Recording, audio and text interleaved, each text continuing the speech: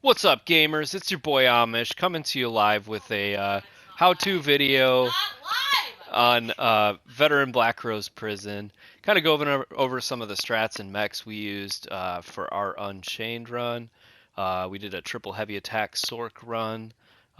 Very fun, lots of cleave. So yeah, let's get into it. So welcome to my how-to on vBRP. Kind of going over the strats we used on our Unchained run, and then I'll include our clip with some kind of how we did the ad pulls and the stacking and all the different strats we used. So first I'll go over my setup that I used. So to start out, let's see. So basically what we did is we had our 3 heavy attack Sorcs and a tank. The heavy attack Sorcs, we used Sergeant's Mail, um, and a Slime Craw.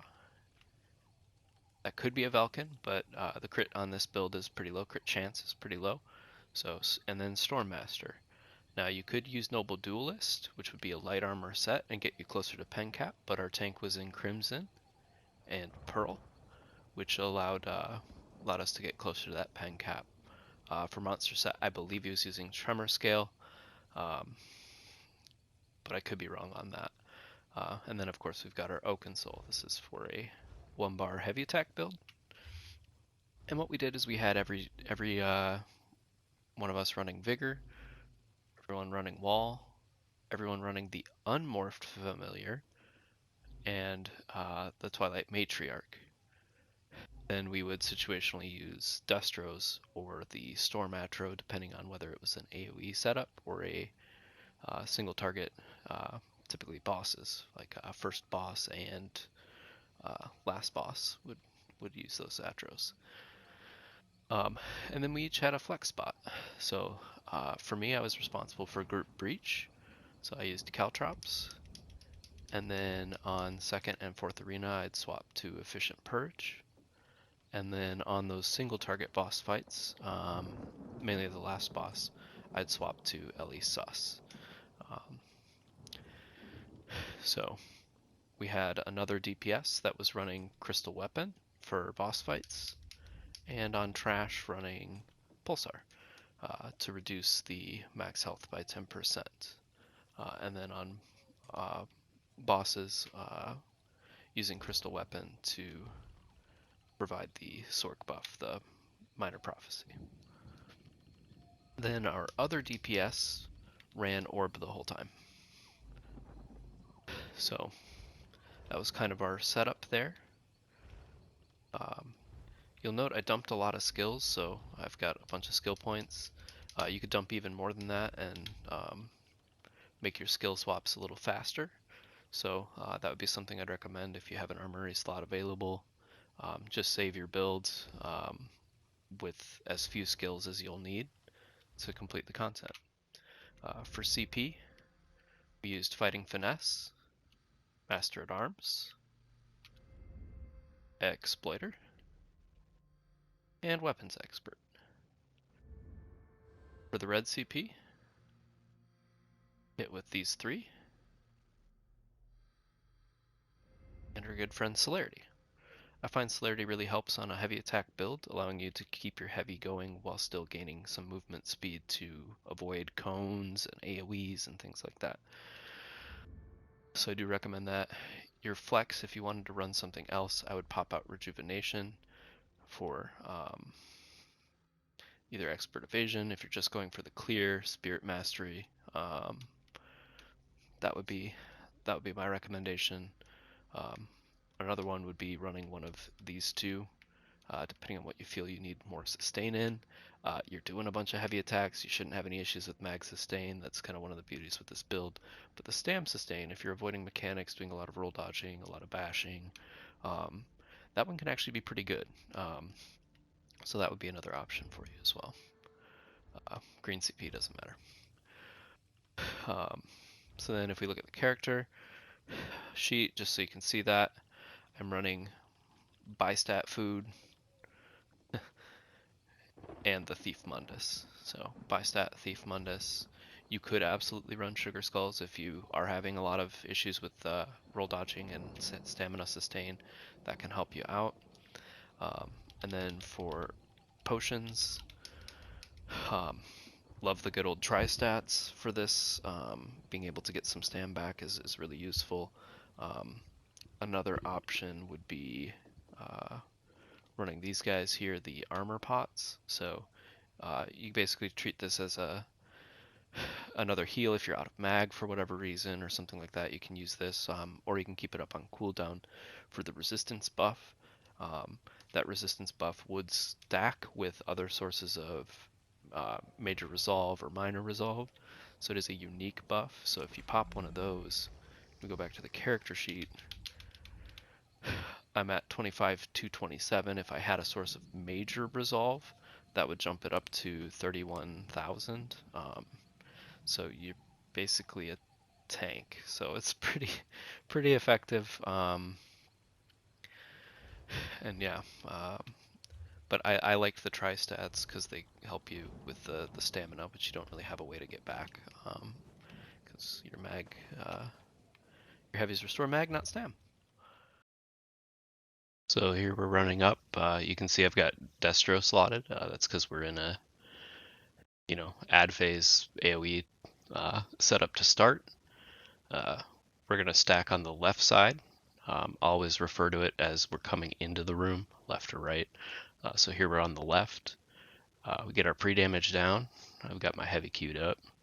I don't think I mentioned what the tank's monster helm was wearing, and that's because I do not remember. I think it was Tremor Scale. He's on a crow, so he's got a source of major vuln. But here, after he's got everything stacked up, one of us drops a Destro. We just hang out here for the next two phases. So priority add there would be the Cleaver. He does some pretty annoying stuff, and he's kind of tanky, so good idea to have one person save that. So even in AoE setups, we do still have one person running the Atro at all times to provide the major berserk buff.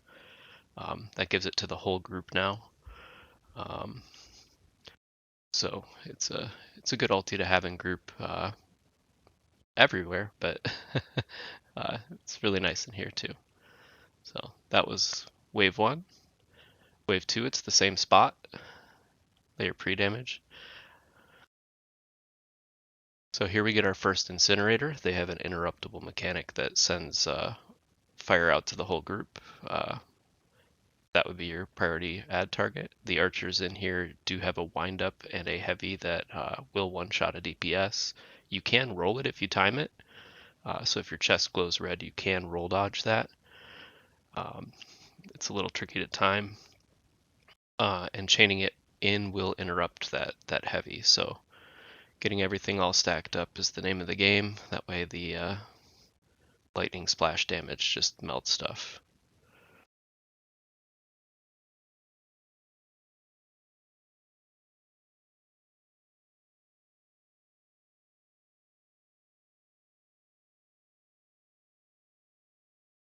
So again, here this Dread Knight, they're kind of problematic.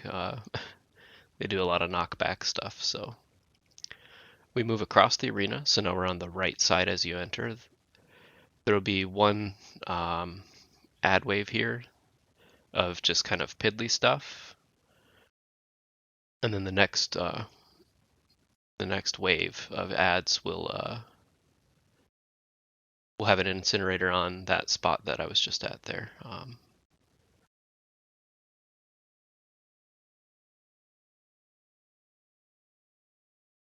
So there the incinerator spawning, we get our pre-damage down.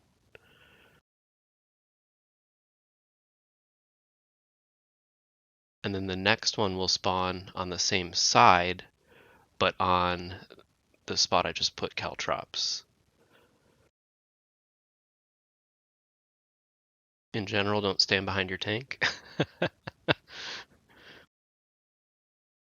you can see the Atro. Yeah, make sure you bash those.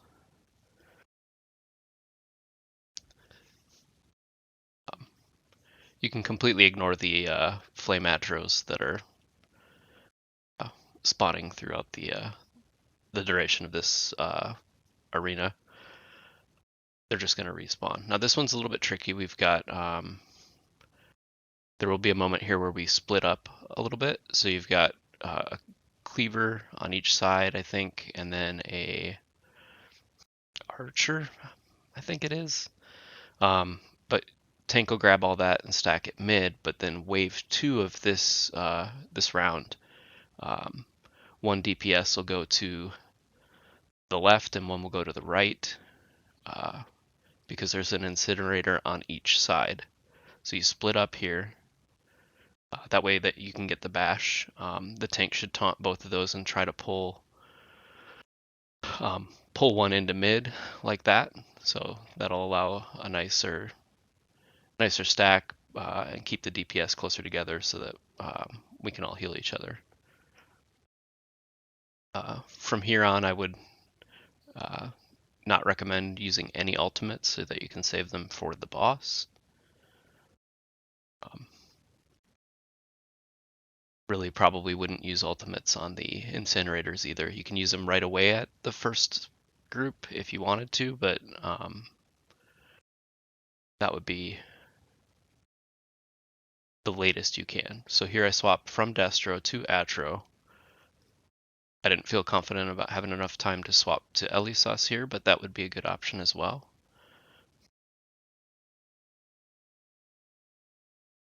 And then you just wail on this guy.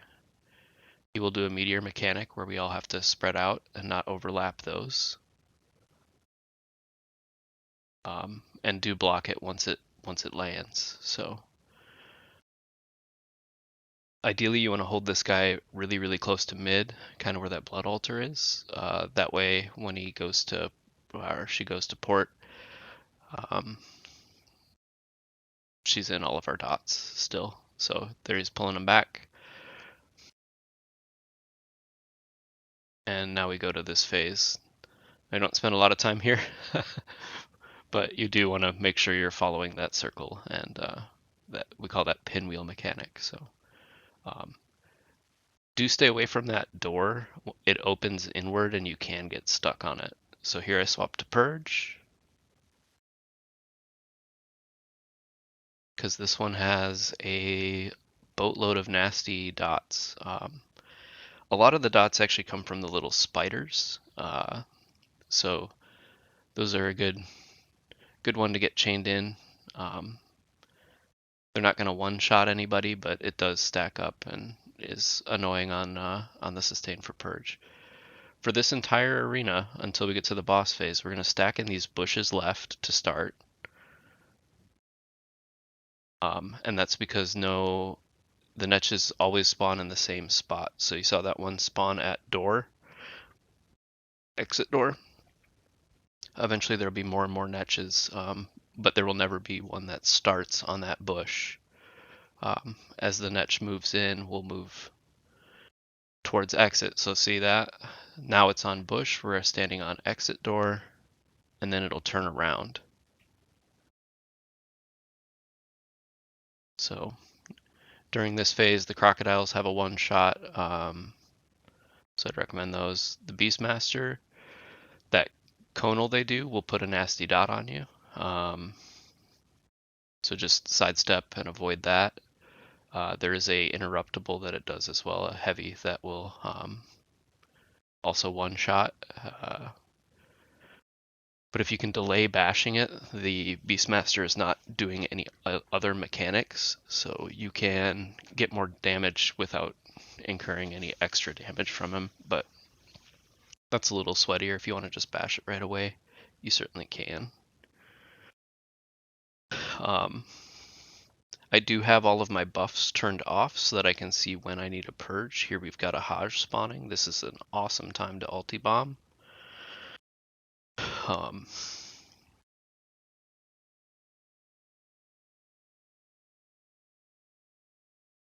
Just melted. So satisfying. So there I've gotten myself a little too far away from the group, avoiding that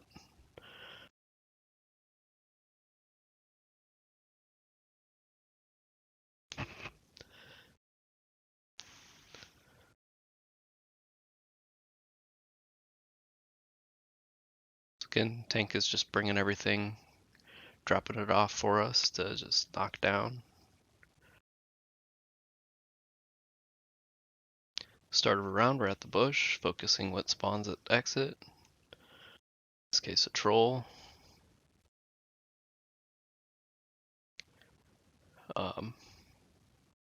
If you do immobilize the hackwings, they can't move to do that knockdown that they do, or that knockback. Here another troll spawns, and then partway through this, second troll will spawn left, and a Beastmaster will spawn right. So Tank will taunt the Beastmaster and the troll, then over pull it, so it's a ranged ad, so he has to go all the way to the left, and then that stacks it up in mid. That way we can cleave both down. So you will want to save ultimates here. There's a Wamasu that will spawn on the second wave of this round here. So you want to make sure that dies. The Wamasu has a lot of pretty nasty mechanics. Most importantly, the AoEs that he radiates outward, the shock AoEs, those can be tricky to avoid, especially on top of the netches and all the other mechanics. So here Wamasu spawning, we pre-damage with Destro and Wall and all that stuff, and you can see that just absolutely nuked. There is a Beastmaster that spawns here. I believe it's 2, so Tank is trying to stack them up as best he can.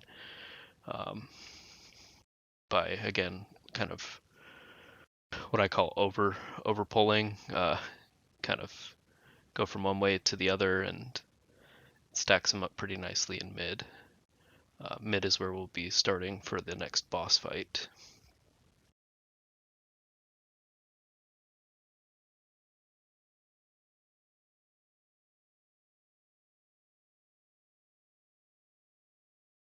So here's the boss. We are going for a straight nuke strat, so we are ignoring the Haj and the Wamasu entirely. So what we're doing is we're saving our ultimates for a particular moment here. That being when the troll spawns and he ports and the troll is within cleave. So here he's ported, troll's there. We want to nuke that troll down. He does have an interruptible that will heal him back up. So here you can see we're just on Tames the whole time. The tank grabs the Haj and the Wamasu, pulls them out of group and out of the way. Here we've gotten our first bug bomb. So we stack in this circle and we're healing each other.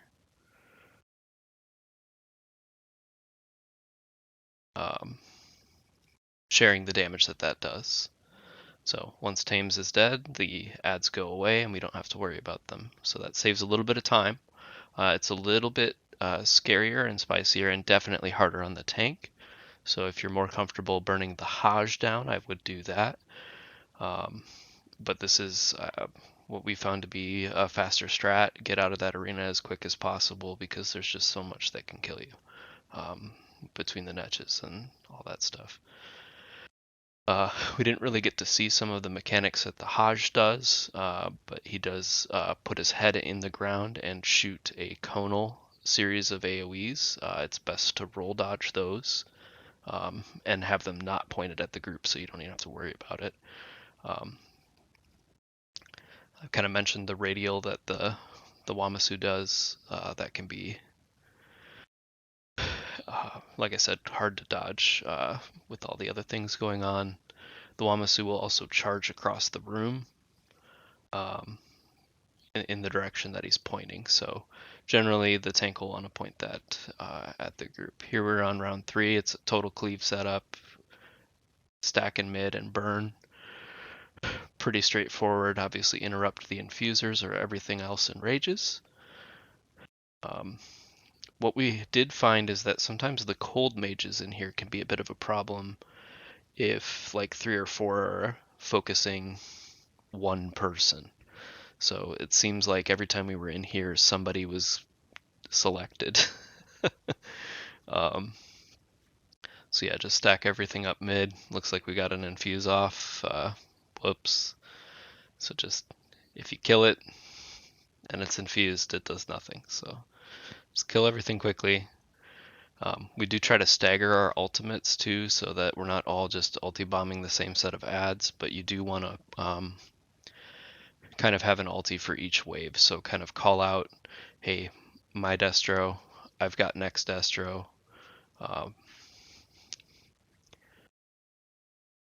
Nice. Pay no attention to my broken gear. There is no way to repair inside this arena too, so make sure you have repair kits, so you don't have to travel out.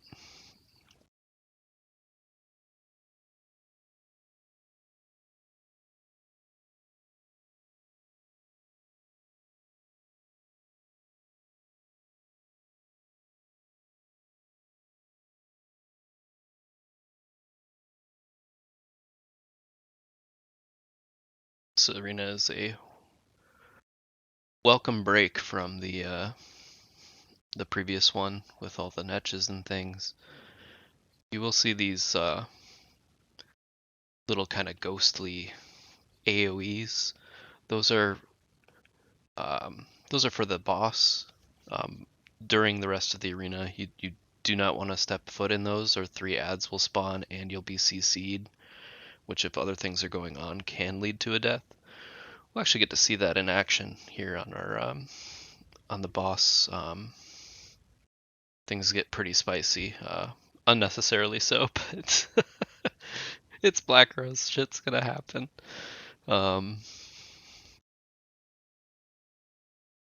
So let's see here. This arena is really where this build just absolutely shines. You can see all the splash damage, all the big heavy hits, and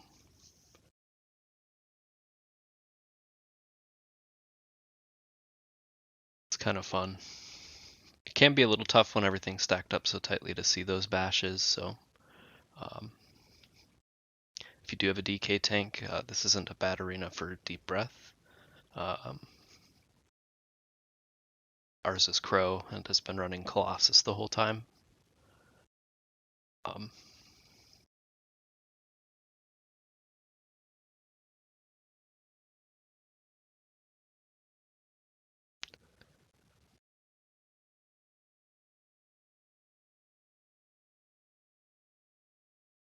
You want to back up a little bit from these guys. They do have a ground slam. Usually don't get to see it because they're dead. So here we're going to get Lady Menara, the boss round. So Beast is going to tank her outside of mid, and that's to drop the bat swarm that she does out of the middle area. Then he'll move into mid and then chain in that infuser, typically, so that it's stacked with Menara out of group. So he waits until the infuser does his bashable, and then you chain it in, and that interrupts it. That's not what happened here. We push to a Bone Colossus phase here. Now I've got the tether mechanic, so when the tether goes out, you have to get into one of those pools. If you don't, she'll just remain gold barred the whole time. While the Colossus is out, she's also gold barred, so it's important to get those Colossi down. Colossuses? Kill the Bone Boys. So here we're getting another Infuser and a Bone Boy, and again, we're holding ultis for 30%. Ooh, spicy! Barely made that. That will kill you as well if you don't get in that.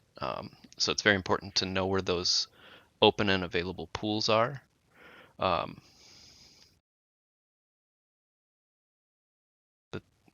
So there we've dropped all our ultis. The goal is to prevent that Colossus that just happened from spawning if you burn it down fast enough.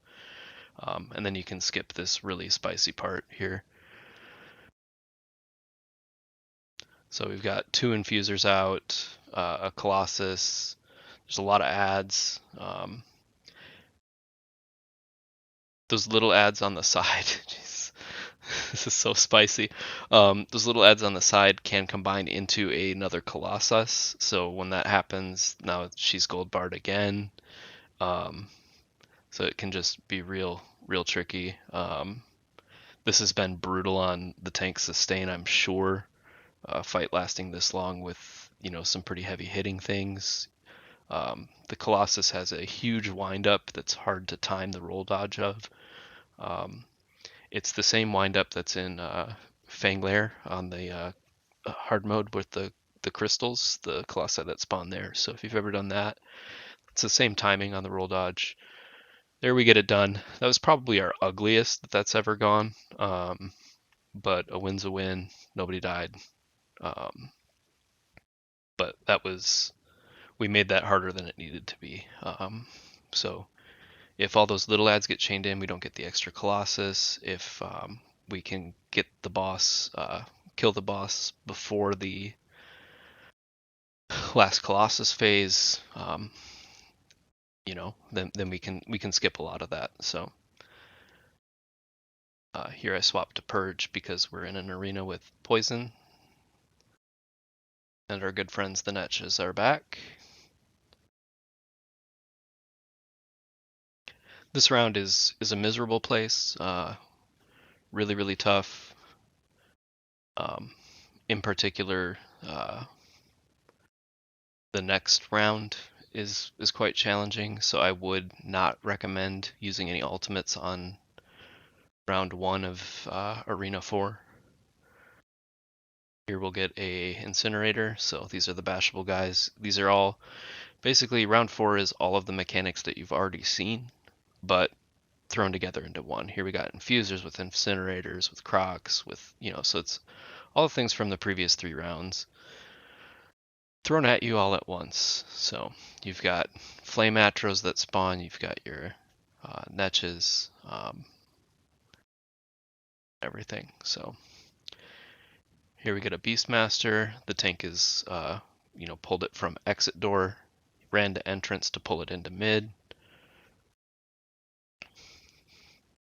So on the next wave, this is, I think, the hardest part of all of Black Rose to not die during. So you've got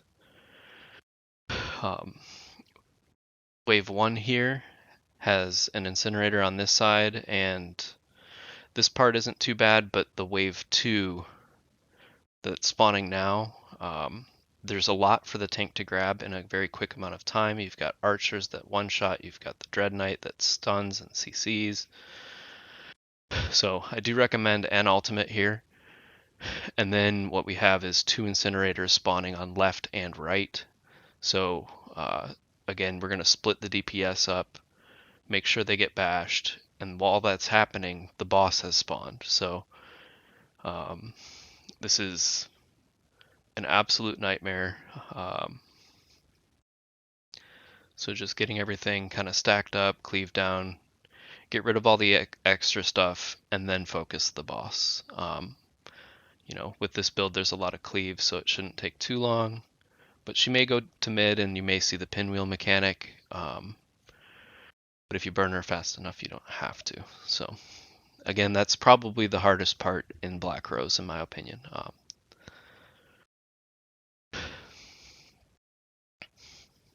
That and the boss fight in this one is pretty challenging as well.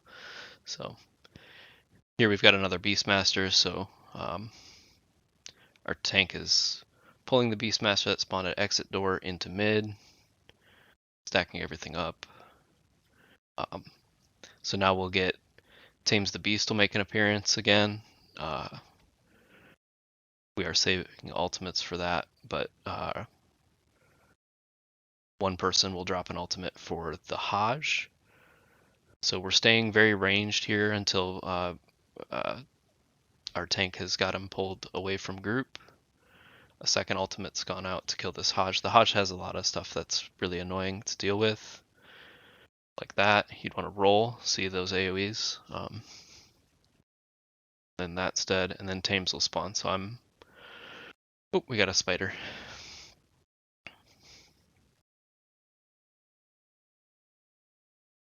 So here's Tames. I drop ulti.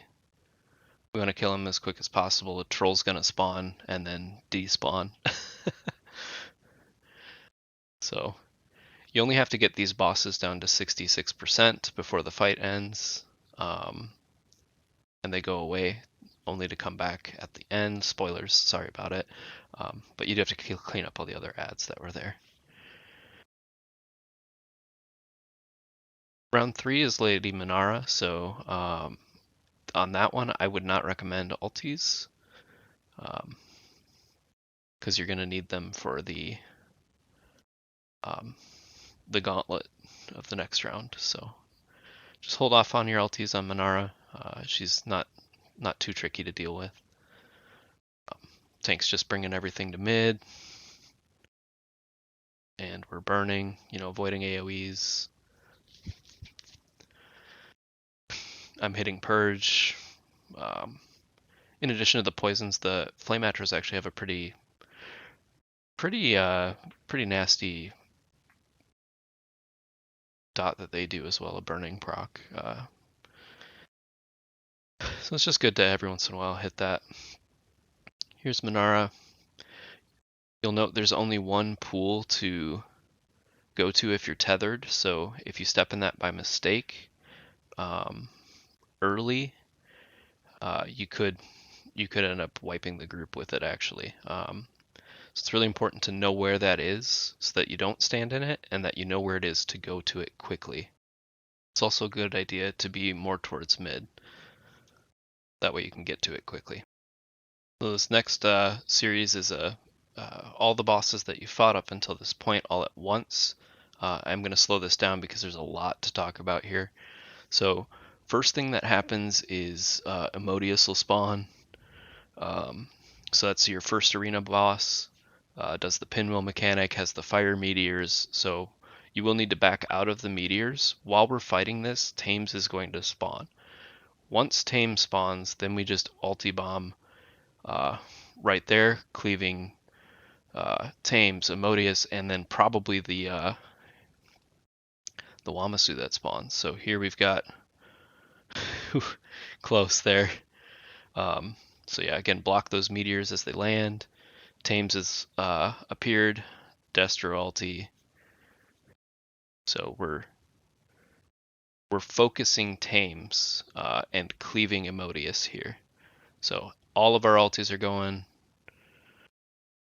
doing big damage. Wamasu's spawned, Wamasu's cleaved down, Emodius is cleaved down. If you do need to clean up either of those two, do so. But the goal is to get Tames out of here so that Wamasu's not an issue. Menara will probably have spawned by now as well.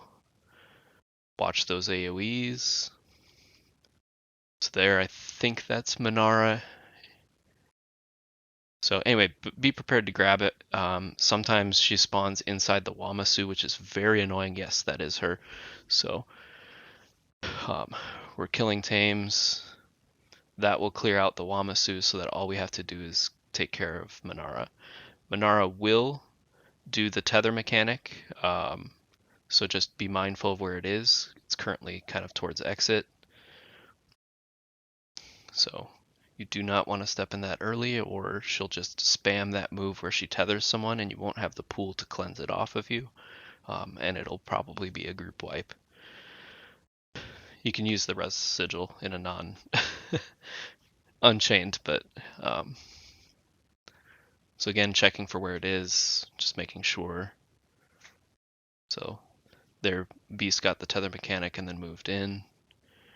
It's going to chain in all the little ads as best they can so they don't form a Colossus. And then we just nuke.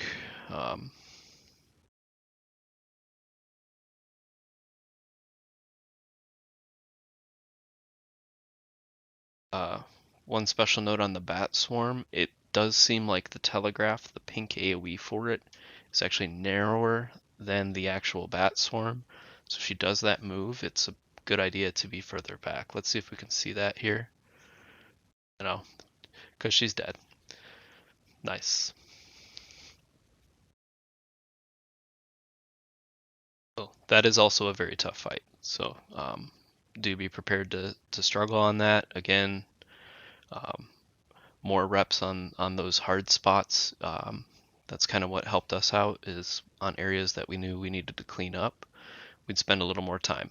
Hey, maybe we could get the clear with 2 deaths, but let's go ahead and wipe it and try to do it cleanly. So obviously when you're first doing it, just going for clear, get it done, and then go again. But uh, once you get into kind of progging the Unchained portion and trying to do it cleanly without dying, I would recommend that. Now, this arena, the ads are brutal. They're hard on the tank. There's a lot of bashes to get. One of them, you'll chain in and it'll zip right out of group. So it's very annoying. So what we have going on here, we have the totems. Priority ad would be the convict. They're a 2-hander. They have a nice cleave that does a lot of damage. Sorry, not the convict. The convict is the one that does the AoE with the 3 AoEs that radiate outward. Those are also annoying. So here we're on the last ad for Arena 5. So we're going to skip the totem and just kill this, and that'll get rid of the totem. I'll go into more on the ads in a second. So I don't need Purge. I should have swapped that earlier, and now I've got Caltrops out.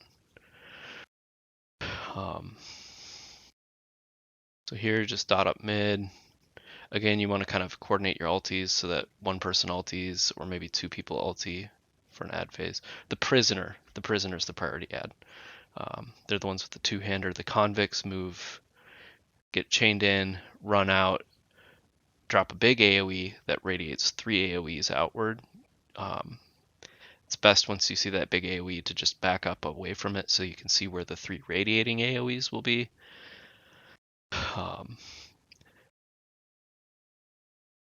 This is one where the tank has to move to stand on certain spots that the Lich type enemy creates.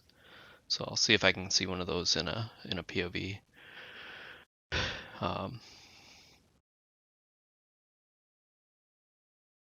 So let's see here. Kill those. Should be one in the next phase, but we call out our totems just so that we know where they are. They're either going to spawn at door, where Roman's standing, that would be boss, and then to my back right now would be corner. So we do those 3 callouts so that we know where the totem is, and we can get those down quickly. They do a knockback, knockdown. That's annoying. There, you see it. Very annoying. So you can block that, and then it won't knock you down, but it's just really annoying. So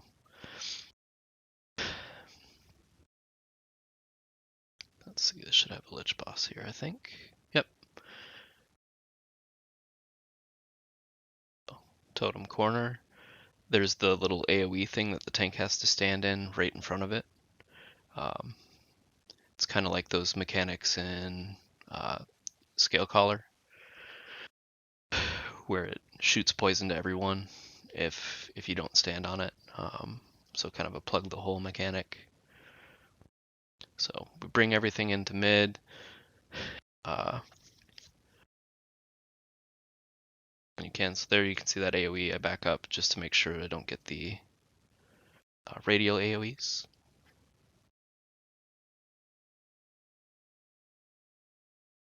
There's a totem corner. I do try to put breach on it when I can because that helps get it down quicker. So as the Caltrops guy, there are these ghosts that are running around the arena. If you get 3 of them, you need to cleanse on the pads in left or right of door and one on the opposite of door. So it's okay to cleanse early here during the boss fight. You don't want to do that because you'll need them for the ghost phase.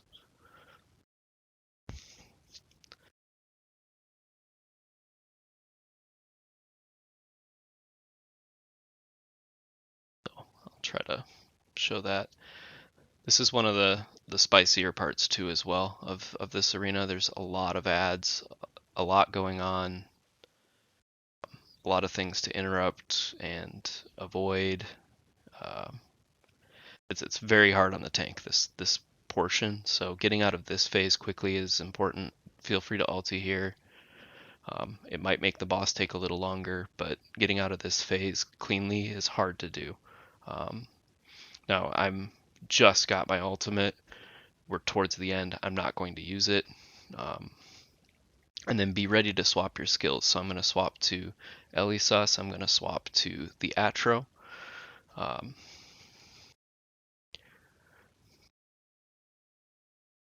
You know, the person responsible for the sorcerer buff is going to swap to that skill off of impulse.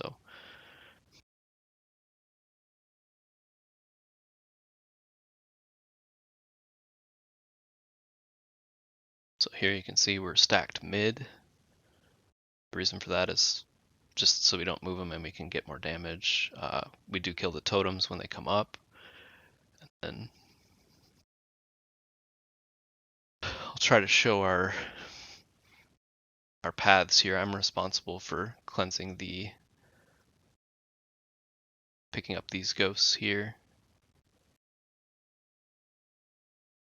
It's kind of on the border of me and Romans, so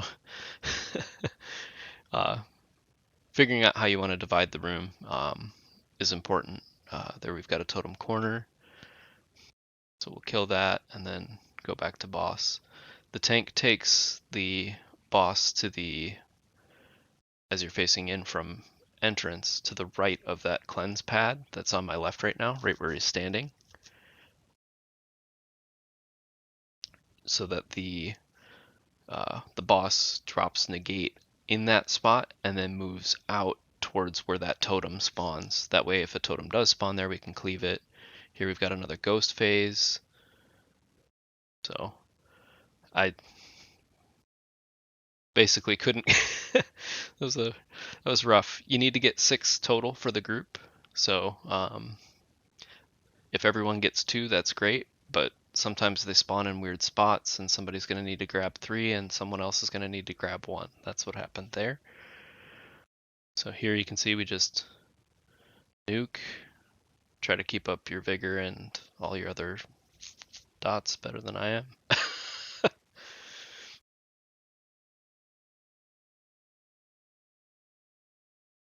There is absolutely a bit of panic at this point, but we're just staying on mechs and burning.